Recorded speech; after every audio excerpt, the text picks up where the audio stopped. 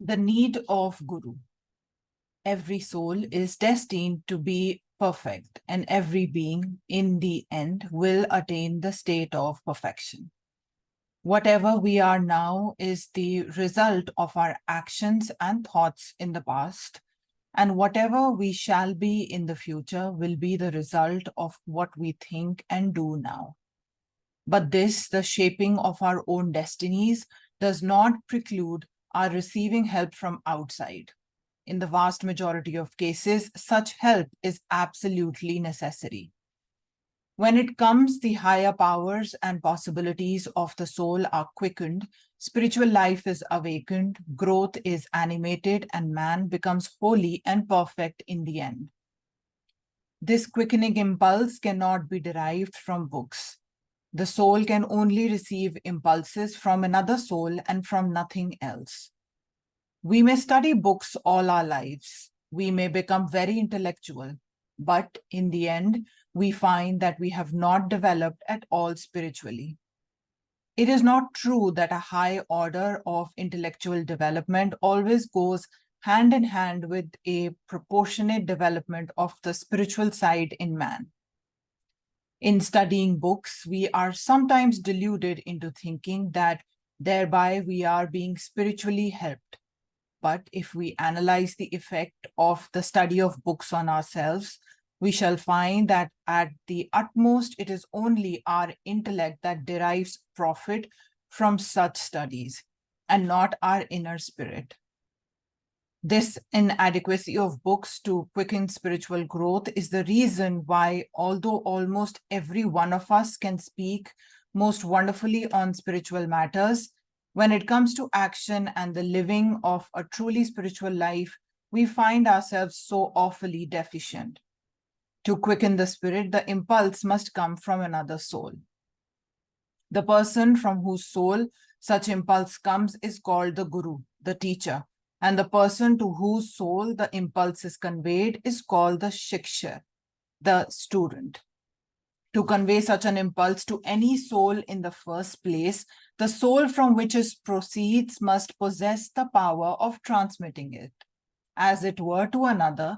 And in the second place, the soul to which it is transmitted must be fit to receive it. The seed must be a living seed, and the field must be ready plowed. And when both these conditions are fulfilled, a wonderful growth of genuine religion takes place. The true preacher of religion has to be of wonderful capabilities, and never shall his hearer be. And when both of these are really wonderful and extraordinary, then will a splendid spiritual awakening result, and not otherwise.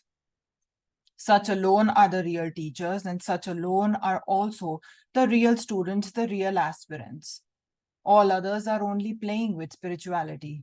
They have just a little curiosity awakened, just a little intellectual aspiration kindled in them, but are merely standing on the outward fringe of the horizon of religion. There is no doubt that some value even in that, and it may in course of time result in the awakening the real thirst for religion. And it is a mysterious law of nature that as soon as the field is ready, the seed does not come, and as soon as the soul earnestly desires to have religion, the transmitter of the religious forces must and does appear to help that soul.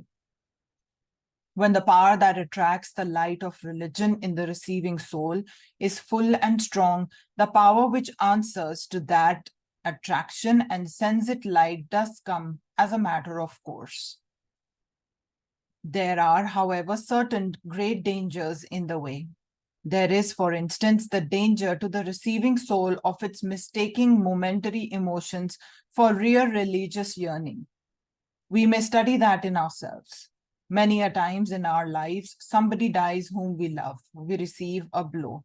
We feel that the world is slipping between our fingers, and we want something surer and higher, and that we must become religious.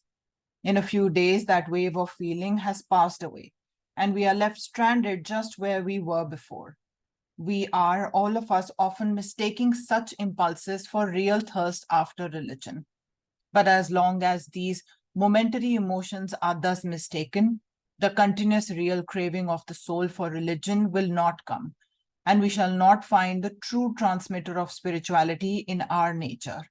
So, whenever we are tempted to complain of our search after the truth that we desire so much, proving vain instead of so complaining, our first duty ought to be look into our own souls and find whether the craving in the heart is real.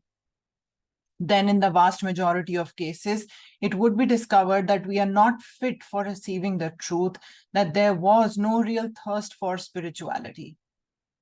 There are still greater dangers in regards to the transmitter, the Guru. There are many who, though immersed in ignorance, yet in the pride of their hearts, fancy they know everything. And not only do they stop there, but offer to take others on their shoulders, and thus blind leading the blind, both fall into the ditch. Fools dwelling in darkness, wise in their own conceit, and puffed up with vain knowledge, go round and round, staggering to and fro, like blind men led by the blind. Katha Upanishad 1, Volume 5. The world is full of these. Everyone wants to be a teacher. Every beggar wants to make a gift of $1 million. Just as these beggars are ridiculous, so are these teachers.